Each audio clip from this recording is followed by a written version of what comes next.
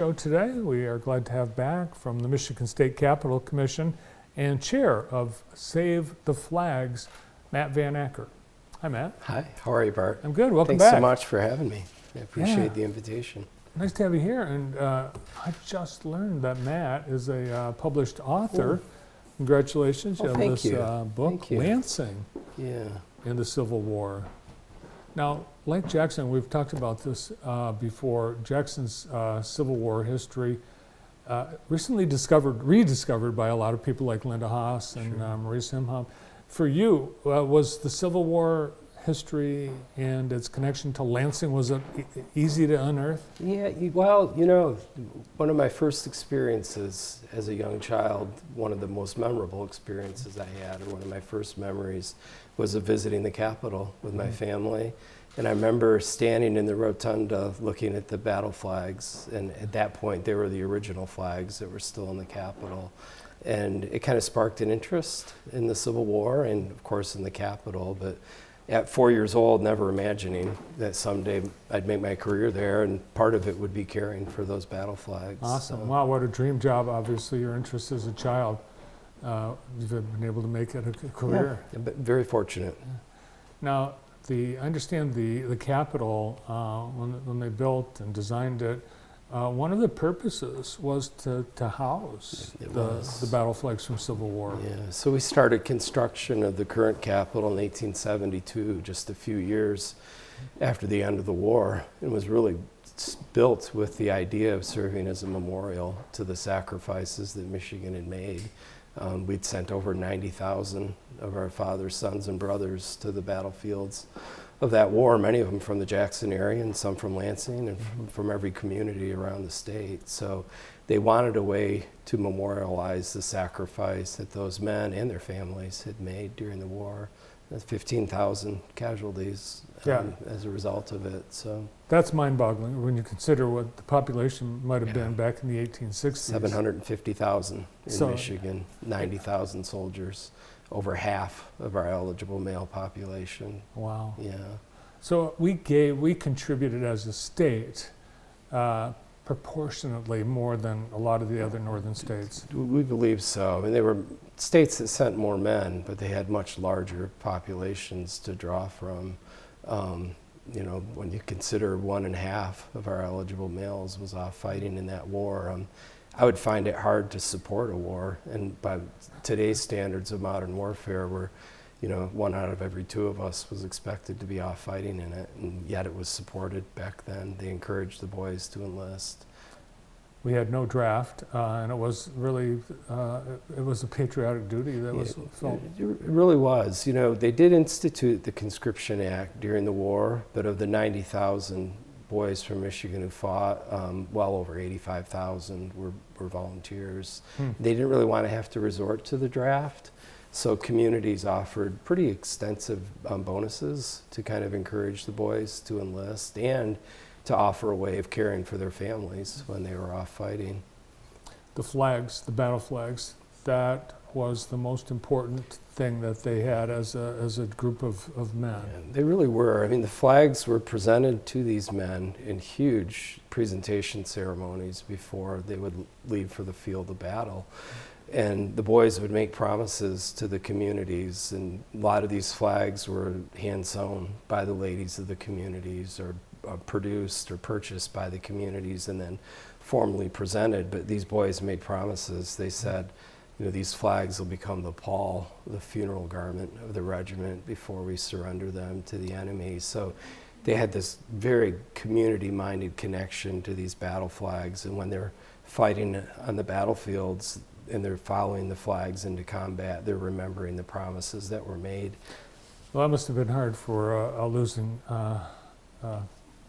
battalion to give up a flag on surrender. That must have been very painful. Yeah, it was. It was considered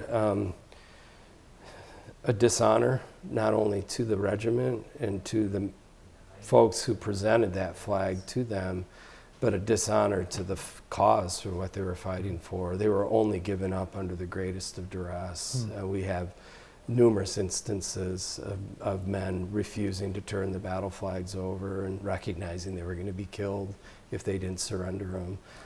Well, they were so important at the time, and the importance continues. In fact, you and your task force Save the Flags, which you chair, dedicated to preserving the flags, but not just preserving, because you've had, and you continue to do research, because in some cases you don't know more than the piece of fiber you're holding. Yeah, that's exactly true. There really wasn't much documented information about the flags when our project started about 30 years ago. And we've been really fortunate. We've had a number of volunteers and researchers and historians that have helped us research the collection, and we've learned so much about them. Just incredible stories of courage that surrounded these flags. And to us, preserving the collection is important, but even more important is preserving the memory of the men who fought so bravely beneath them. And you brought some photos. This looks like is this a display case? Yeah, so those are the original flags as I saw them as a 4-year-old visiting the Capitol back in the 1960s. The flags were removed from the rotunda cases in the Capitol and sent to a special archival storage space at the museum. We have a wonderful partnership with our friends at the State Historical Center and Museum in Lansing, where they've provided a really great state-of-the-art storage space for the collection. The flags are accessible. I want people to know that. We have one on display at the museum. We normally have one on display now at the Capitol in our new Heritage Hall, our Welcome Center. And by appointment, I'm always happy to show the collection to people. I don't want to monopolize this, but I had a great opportunity a couple weekends ago to show a battle flag to descendants of a flag bearer, the man who had actually carried it into combat. And it also served as a catalyst for a family reunion. 2 sides of the family that had never met that came together to see that battle flag that their ancestor had fought beneath. So the flags are still bringing people together, sort of. That's really cool, Matt. So the number of flags, it's pretty amazing. Yeah, we have 240 in the collection, 160 Civil War, remainder carried by Michigan troops in the Spanish-American War and in World War I. Is this what remains of the? Yeah, so originally that flag that we're looking at now would have been 6 by 6.5 foot. This is probably one of the more well-known flags in our collection. It's the flag of the 24th Michigan Infantry Regiment. This flag was at Gettysburg. The 24th saw 80% casualties at Gettysburg, among the highest of any of the Union regiments there. 9 men died or were mortally wounded carrying this flag. So the flags, they probably got wounded themselves? They did, yeah, they did. Most of the flags show their use during the war, bullet holes, blood stains on a number of them, including the flag of the 24th that we just looked at. They were the focal point of combat. The Confederates recognized the quickest way to confuse and dishearten the Union troops would be by killing the man who was carrying the flag, or even better than that, capturing that enemy battle flag. And Union troops recognized this about the Confederate banners also. So the Civil War was really a very deadly game, if you will, of capture the flag. The Medal of Honor is given during the Civil War for the first time. 69 men from Michigan are awarded the medal, and almost all of those medals were given as a direct result of action around the battle flags. Wow. So the battle flag, capture the flag, that's where we got that. We do. And the flags were, they were intricate, they were, and they told stories. In fact, this next flag. So if you don't mind me jumping in, the flags, we would put, have battle honors painted onto them. And the battle honors were the names of battles where this regiment had fought with distinction. And they became literally a history of the regiment. And when you were going to battle next to a regiment that had a flag like this with its long list of battle honors, you knew you were in excellent company and among courageous men who had fought in all these different battles. So they became a point of pride, and the flags really were the men's proudest possessions.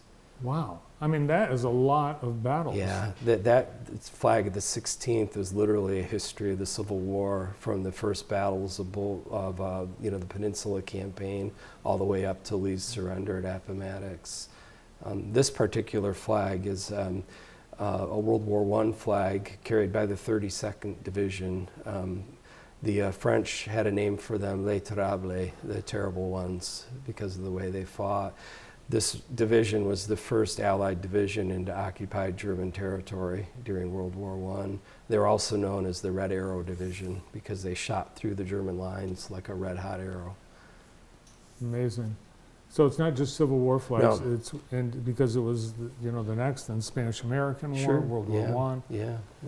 What were these flags like, especially the Civil War flags? What were the materials? Yeah. So most of them were made of silk. Silk was a lightweight but very durable material that would hold up well, in combat. And so the majority of them are silk. We have a few that are made of cotton and linen, but those tend to be more homemade flags, if you will. And some of the regiments did fight beneath flags that were produced within the communities, literally by the ladies of the communities that would lovingly embroider them and hand sew them. Like every town had a little Betsy Ross. They did. That's the equivalent of a quilting bee. I have a quilt that my mother and her sisters hand quilted that I cherish, and I wrap it around me, and I think of the love that went into producing it. And these flags, the men had the same sentiment about these battle flags. Now, since you and the task force have been working on preservation of the flags, have you recovered flags? Have they shown up? We have, yeah. We've had flags that have been donated to the collection. We had a flag, a beautiful battery flag, a small battery flag that was donated by a couple who literally found it in the trash. Oh my gosh. The elderly neighbors were moving out, and they were assisting them in hauling the trash to the road, and noticed some old documents on top of the pile and started going through it and found very neatly folded up in a large envelope a battle flag, which they in turn donated to our collection. Wow. Now this collection, because you added some space to the state capitol. Yeah. In fact, the new visitor center is open. Yeah, it's wonderful. I encourage our Jackson citizens and the people of the state to come see us. We opened last summer, a little under a year ago, Heritage Hall, which is an underground welcome center for the Capitol. Part of that is a state-of-the-art conservation lab, and for the first time ever, we're actually conducting on-site conservation at the Capitol. And you brought, in addition to the book, you brought a poster. I did. This kind of highlights the collection, if you will, a few of the Civil War battle flags. And the central photo there is the 50th reunion of the 22nd Michigan Infantry in Pontiac. And the two ladies featured in that as young ladies presented the battle flags to the men of the regiment. And here they've come together 50 years later. Somewhat ironically, the two flags featured in that photograph are not in our collection. They were not turned over to the state at the end of the war, as the majority of the flags were. So I have a sneaking suspicion they may have been buried, sadly, with one of the last members of the regiment. Oh, wow. Well, it's an amazing part of our state history. And as you mentioned, for Jackson, so many of Jackson's men and boys fought in the Civil War and gave the ultimate sacrifice. He did. If someone would like to know more about being part of Save Our Flags, or Save the Flags, or see the collection, my contact information is at the Capitol's website. So literally just do a search engine search for Michigan State Capitol. It'll pop up, and we have a tab for battle flags.